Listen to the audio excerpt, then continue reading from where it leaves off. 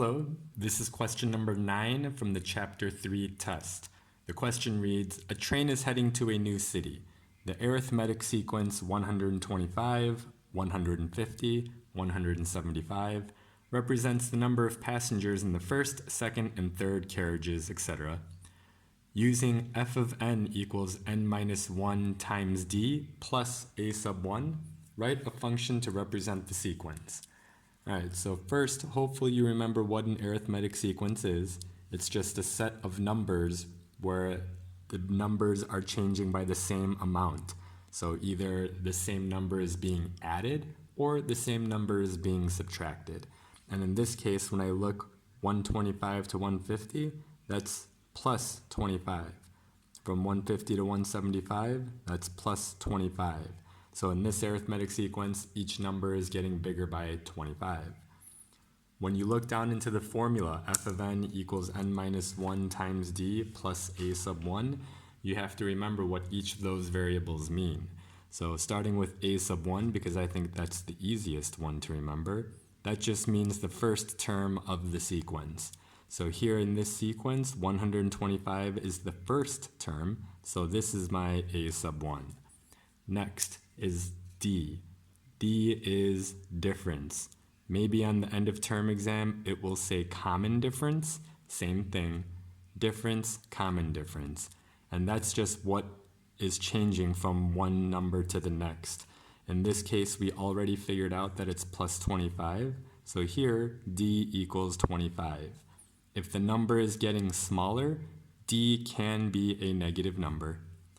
Finally, the last variable here is n, and that's just the term that we're looking for.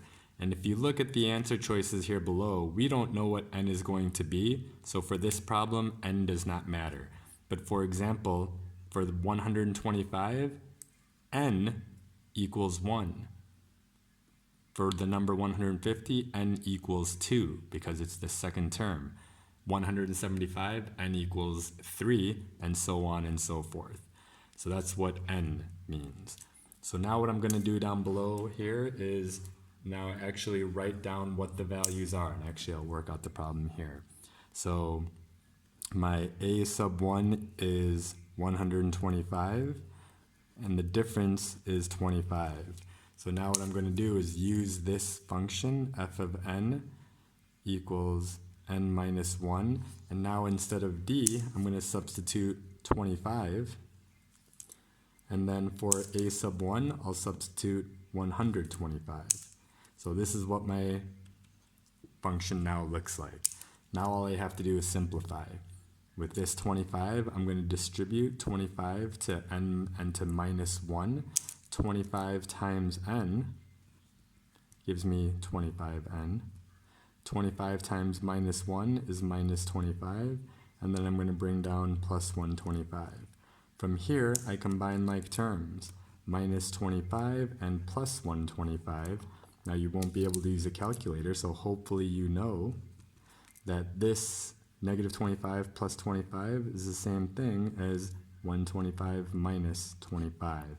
5 minus 5 is 0, 2 minus 2 is 0, 1 minus nothing is 1.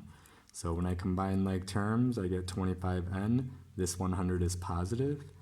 So f of n equals 25n plus 100. The correct answer here is D.